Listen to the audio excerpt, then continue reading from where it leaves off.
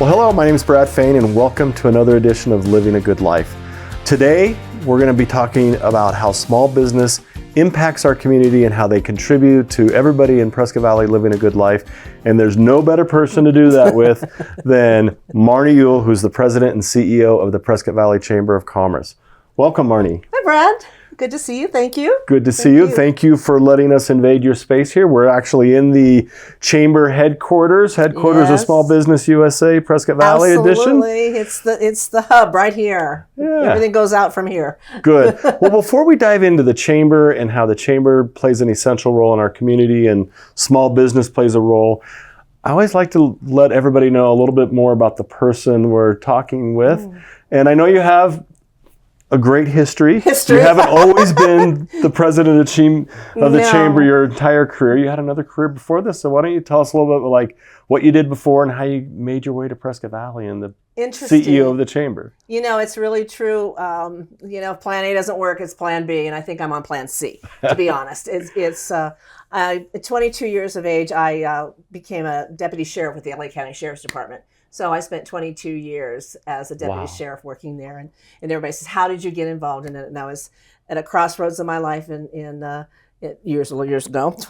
So, and I said, I wasn't really sure what I wanted to do, and so my dad was in law enforcement. He was a sergeant with the Sheriff's Department. And he says, they're hiring a lot of women now. What do you think about, considering a job in law enforcement? And I thought, well, okay. And at the time I was working as a medical assistant, it's like, and not really trained. It was just an office job.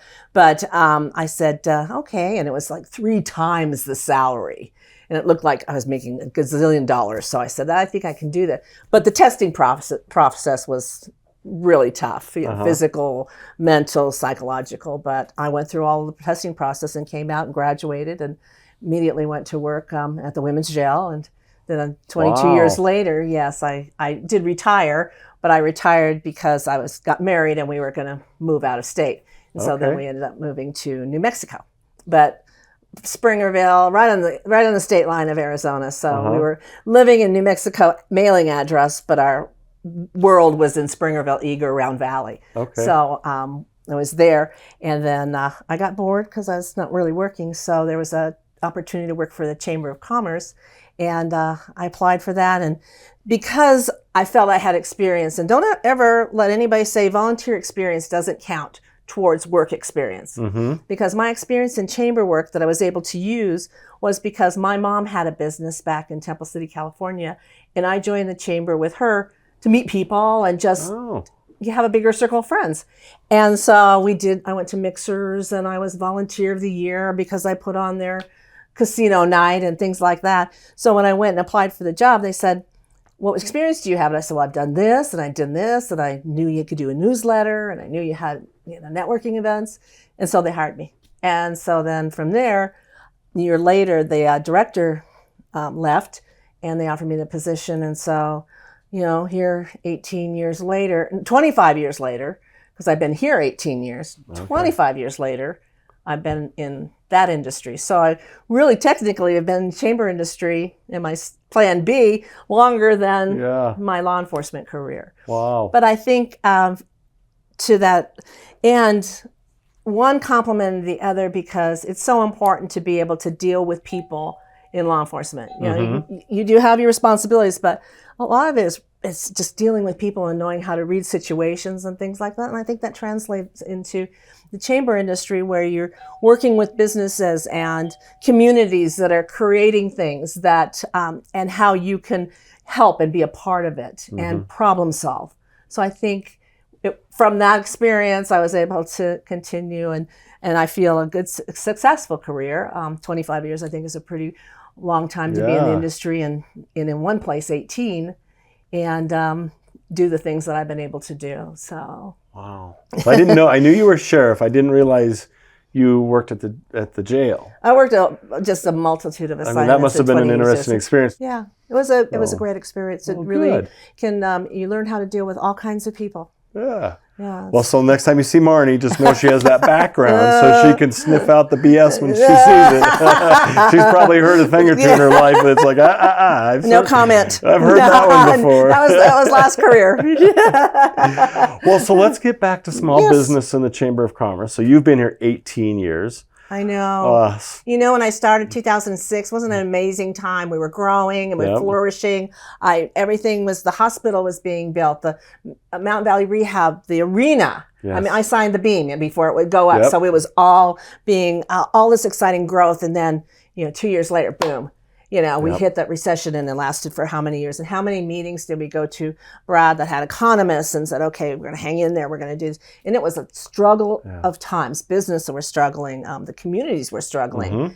And so, but people were struggling. Yes, but sometimes in the hardest of times, and I felt this about our community and our business relationships, we came together to support one another. Mm-hmm. And I think that's when you work best together. Sometimes it's in challenging times, and we got through it. And then we, you come back on the other side and you start growing in. Because I'll tell you, my house was here and it went down to here, exactly, and now it's back up here. So it's and I said, like my dad said, that life is a roller coaster in a way. You're going to have ups and downs and up and down. How does it affect you is how you deal with it. Mm-hmm. And I think that's in a community. If you work together and support each other, then you're going to come out stronger at the other end, which we've done several times now. Mm-hmm. And look where we're at now.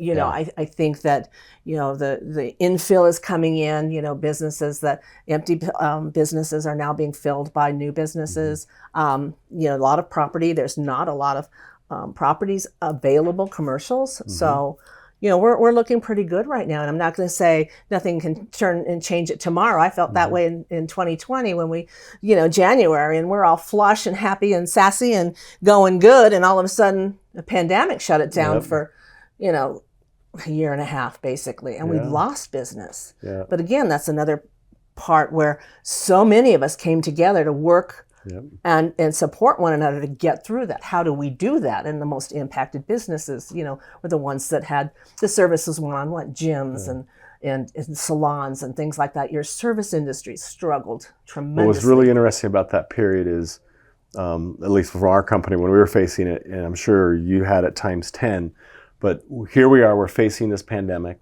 The government, for the first time, shut everything down. Things that people said could never happen. Banks were shut down, everything. How do I get to my money? How do I do this? Right. And I remember we did Zoom calls with all of our tenants, which is our business community. And I sat in some of those because we're part of your family. We were there saying, we don't know what to do. We've never been in a pandemic. We've never been in a shutdown. But what happened is the business community came together.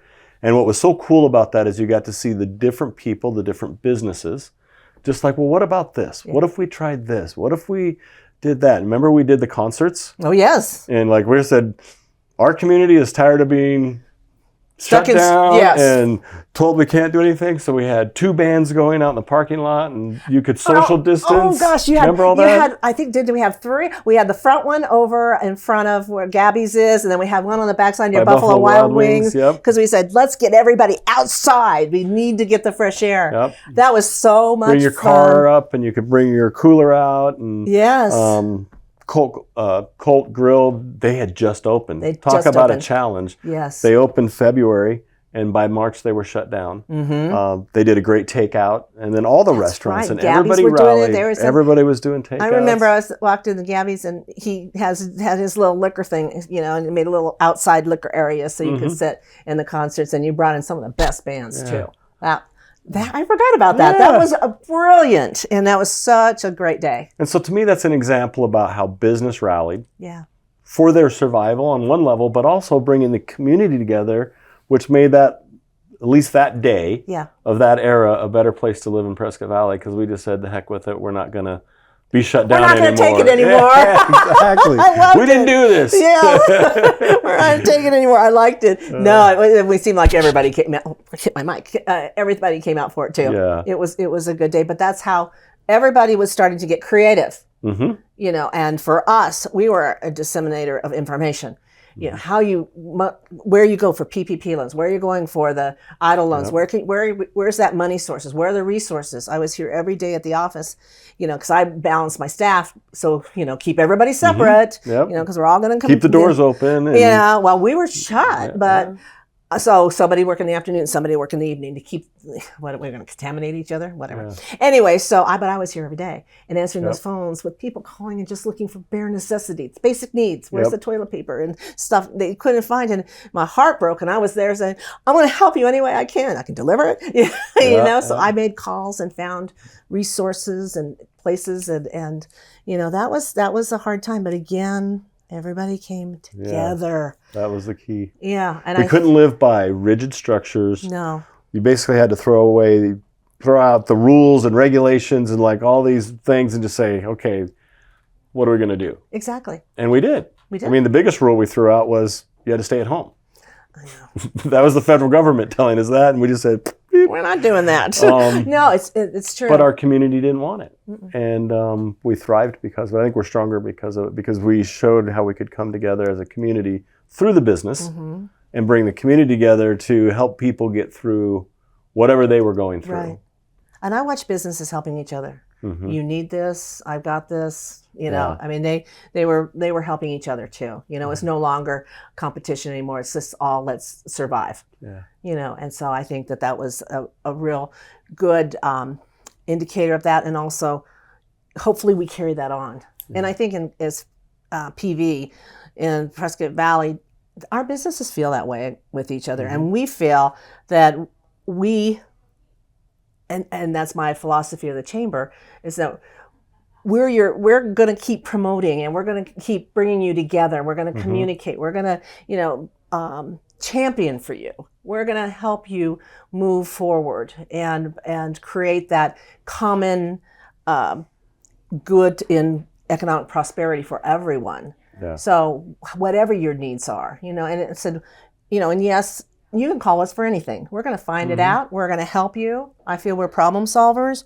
We take care of people. We take care of things, and we take care of business. So I think that's what's important, and why I wanted to visit with you today and the chambers, because, you know, we hear all these rumblings about how big we're getting and should we stay small. We want the small town, because the beauty of a small town is you know everybody, and you walk down the street and you can say, hey, Marnie, and whatnot. And I always hold that it's not the size of the community. It's the character of the community. I agree. And what you just spoke to me was our role as the chamber is to keep the business community of this character to where we're always helping each other out. And that's what I like about it, because I think we can keep adding more businesses. We can welcome new businesses and people to our community. And let's welcome them in such a way that they come into our character and our culture, and then they embrace it, and then it just keeps self-perpetuating itself.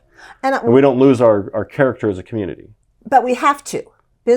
We need business to come in. Yes. First of all, a community will die without business. If everybody left, it's gone. You know, that community, people are going to move somewhere else because they can't get what they need. And that's why I'm a huge advocate for the college and the programming that they're advancing with their bachelor's programs. Huge proponent. I'm a huge supporter of Dignity Health, YRMC, and the growth that they're doing in the communities, bringing in more physicians and the localized clinics. So, you know, we've got one up going out in Viewpoint. That's keeping and helping people live in your community and staying. Yeah. So I've watched this say, you know, this business went out of town and the community died, you know, and so I don't want to see that here in Prescott Valley. No. And I think that we're still such a desirable place to live. We're such a family friendly, you know, I go to the parks. I take advantage of all the amenities. Family friendly community people want to live here, and they're going to want services. Exactly. Now, that's the whole thing with the internet right now is instant demand.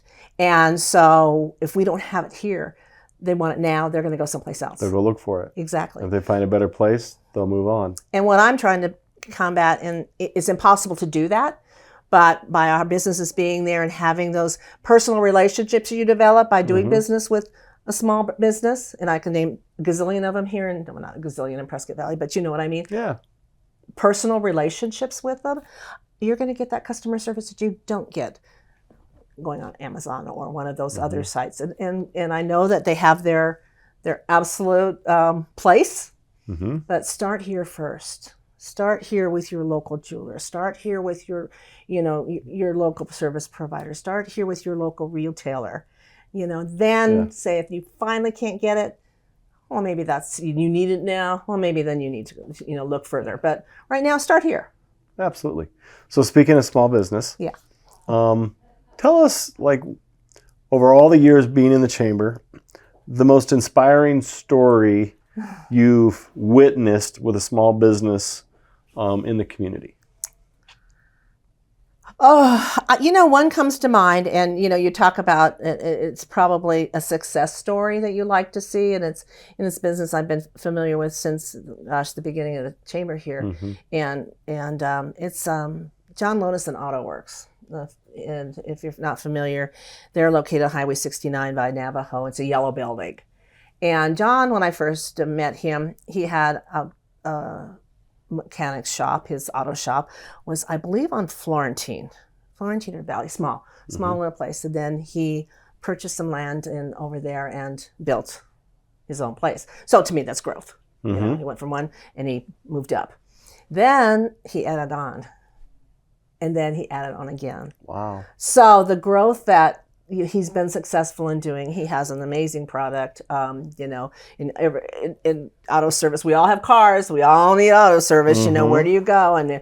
But I specifically reference him not over any other auto service business in the community, because we have lots of them, and it's all personal preference. A lot of times it's personal relationships on why you continue to go back.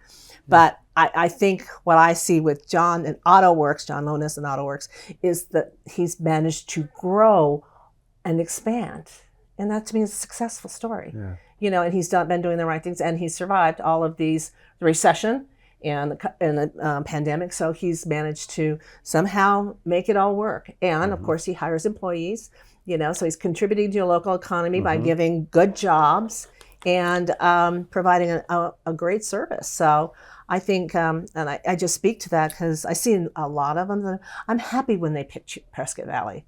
I'm glad when they come into the chamber and say, I'm starting a new business here, and we get to see, why and how and what can we do for you. I like that and being able to support them. Welcome to the family. Yes, I say that all the time. Do you? My thing is, that's what we do with our tenants. When we get a new tenant, we say you're part of our tenant family. Yeah. And welcome, and we give them a card, and we give them and we send them congratulations. We send them anniversary cards, 5 years, 10 years. See, that's our chamber family. We do the same thing. Nice. We recognize their 1 year anniversary. Of course, I know I'm going to say just shout out Afterglow Jewelers that moved in a year ago. Nice. Over there, over by Fry's, and we're going to go see them and celebrate their 1 year anniversary over there because, they've been a part of our family. But that's what I always say: welcome to the chamber family. And so, a key component in living a good life in Prescott Valley is family. And it doesn't have to be blood family. It's business family. It's our business family, our chamber family, our tenant family. Exactly. But that's just a way of being that just welcomes people. I think that if everybody approached how they live here like that, and it kind of be maybe a little. Some people wouldn't get so grouchy. Yeah. So let's say you had all the power in the world. Marnie with the power. And you're the head of the chamber, so you're focused on small business. Yes. If there's one thing that you see impacts business the hardest, that keeps them from thriving or makes their lives difficult to provide for the community what they want to provide, and you could change it, whether it be a policy or something else, what would be the one, what would you come down upon and change to help small business? I would take away, I think one thing that hurts small business is how easy it is to say negative things and put it out into the universe without strong basis of fact. So social media. I think keyboard wizards that are I just information. feel, and I see a lot of it, and I think that is unfair to business. Somebody might have a bad experience or a difficult experience. I don't care what you want to call it. Hello. At my age, I've had a lot of them, but I've never wanted to go hurt anybody. Yeah. And I think that's hurtful when reviews are made that can impact a business, and there's, oh, well, then you have 20 other people. Well, gosh, if that happened to you, Brad, I'm not going there. And maybe Brad doesn't like, he doesn't like sauce on his potatoes or something, and that's what they did. I don't know. Yeah. But the thing is, I think that I would want people to support small business and give them the chance to either make it right if they had an unpleasant experience, but to hold back on being negative in the reviews and the social media. I think that's very harmful. That reminds me, treat people kindly and how you would want to be treated. The golden rule? Yeah, remember growing up with that? I do. Oh, my mama taught me the golden rule. Oh my gosh, You know it. I'll tell you, Brad. I heard that a time or two from my mom. So my mama, I just love her. She's from Oklahoma. But anyway, because she's a lot of Southern things going on. But she told me, and this goes back to when I was starting the sheriff's department. So I'm a 22-year-old girl, 23-year-old girl going into law enforcement. Big career, you know what you do in law enforcement. My mom sat me down and talked. She says, please, this is good for you. I'm glad. I'm happy for you. Your career change, what you're going to do. She says, just don't let it make you hard. Always remember to be nice to people. My mama told me that, and here I'm going out to arrest people. But she always said, don't let it make me hard. Yeah. Because that changes you, and always be kind. Sometimes I had to be a little hard, and sometimes I wasn't so kind, but my general makeup in my soul is those words resonate with me, and that's how I live my life. Good words to live by. But I think that ties into the people that are going to sit behind the computer, whether it's during the day or at night, and write a comment that could harm somebody, is to think about that. Yeah. You're being hard, or is this the way you would want to be treated if you had a bad day or something happened? And it's kind of like, I don't know, think twice before you send something out like that. Because once you hit send, it's gone. Well, I have somebody that says, I think it says, do not send the emails until you've had your coffee. It's just a little things. Think twice. You can't take things back. I don't know how many emails I've written at night, and then I save and close down, and then the next day I go read it before I send it out, and I'm like, ooh, we better strike that out. And Yeah. It happens to everybody. Yeah. So be careful. Yeah. And I just wish that, the people will just continue to support our small business community. Get to know your neighbors. Well, it's essential to our community. Exactly. Without small businesses in any community, I mean, we always have the big businesses that some people love them, some people don't like them. Right. But the majority of people are employed by small business. And that's a fact. And 80% of business, small business. Every community has them, and they are really the fabric that makes our communities what they are. Right. Well, so without them, they're the ones with kids at the schools. They're the ones, going to the movies and going to our concerts. Providing a valuable service for the community to be better, whether it's a health service or a restaurant food service or anything else, or a product. I mean, they're trying to make your life a little bit better by offering a product or service. Exactly. And it's not easy. No. Business is not easy. They've got their hands full with, they do. Laws and restrictions and just what everybody else gives them. The government gives them. Always changing laws. It's like what I like to say. Oh. This is how we used to do it. Now the rules have changed. Oh, what? And that was last week. Yeah, exactly. No, we can't do it that way anymore. Nope. No. Well, you don't. No. But it's what it is. It's 2024. It's a different day, and we all have to be. Some people are more adaptable than others, but I think that you just have to realize that it's not about the now, and just what it's to me. It's about everything and what it's going to be. And I look back, and it's easy to say when you've been around a while, because like, I need it now, and everything's going on. And I look back and say, oh, that stuff just wasn't all that important back then. Well, those darn cell phones have taught us that everything's instant gratification, instant, and we gotta. I know. Step back, take a deep breath, and relax. But you mentioned 2024. Yes. That's a big year for you. It's a big year for the chamber. Yes. So let's talk a little bit about what's happening in 2024 with the Prescott Valley Chamber, because it's a big year. I know. It's the Chamber's 50th anniversary. Wow. 50 years. 50 years. Well, congratulations on that. That's a great accomplishment. And I remember where I was in 1974, and I'm thinking, gosh, chamber's a baby, but yeah, it was started out by a group, and I have the names that I've got the articles of incorporation. I've been playing with those a little bit just to try and track down some history on them, but the Lonesome Valley Businessmen's Association, but everybody knows Prescott Valley was started really it was business endeavor.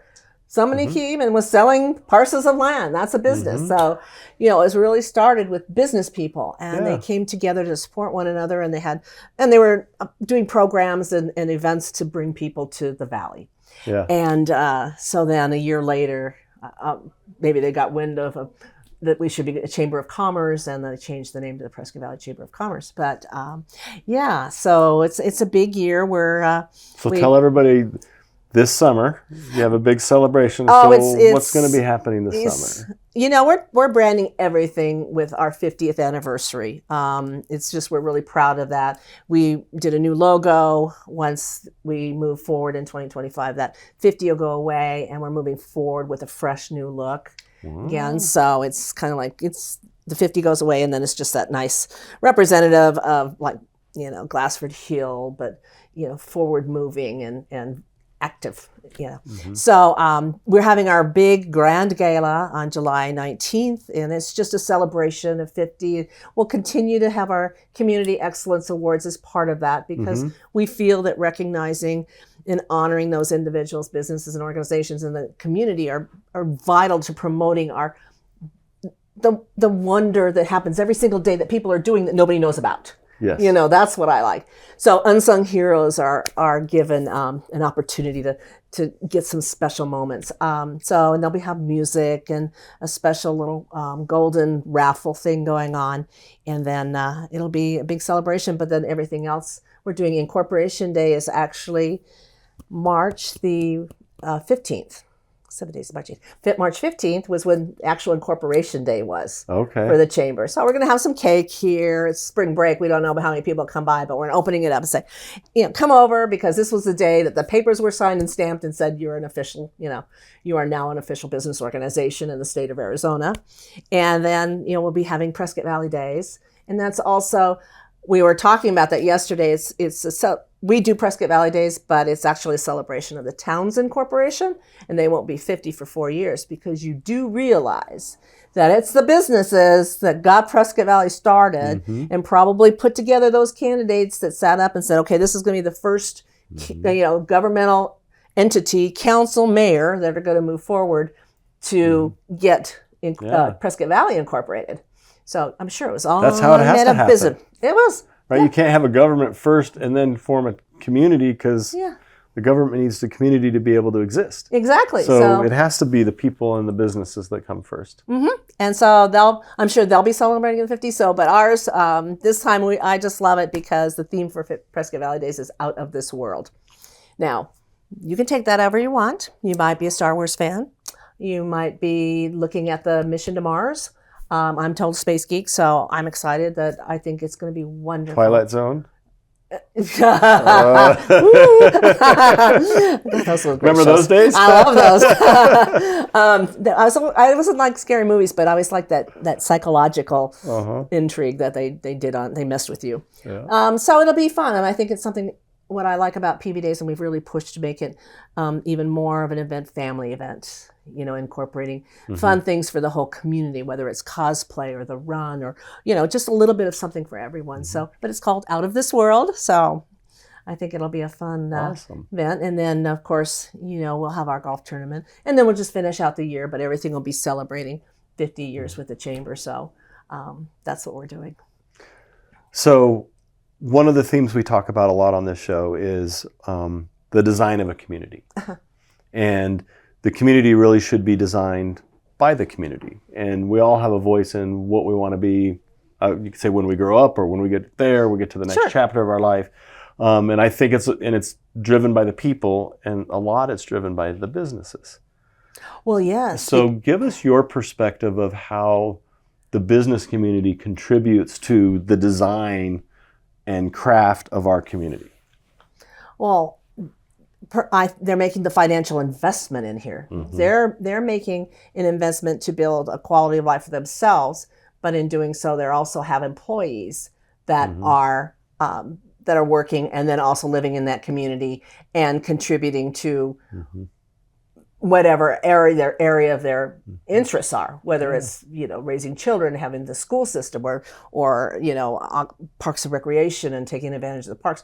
So I think that drives it because that creates the community. Yeah. The businesses make sure that community is thriving. And as long as they are and employing people, your community is going to continue to grow and you're going to see a result of that. Now, what's the culture of the community is how we support that. In our culture is, ours here is helping people, making a positive difference, moving forward, looking at how something, who was it said, I see things and ask why not?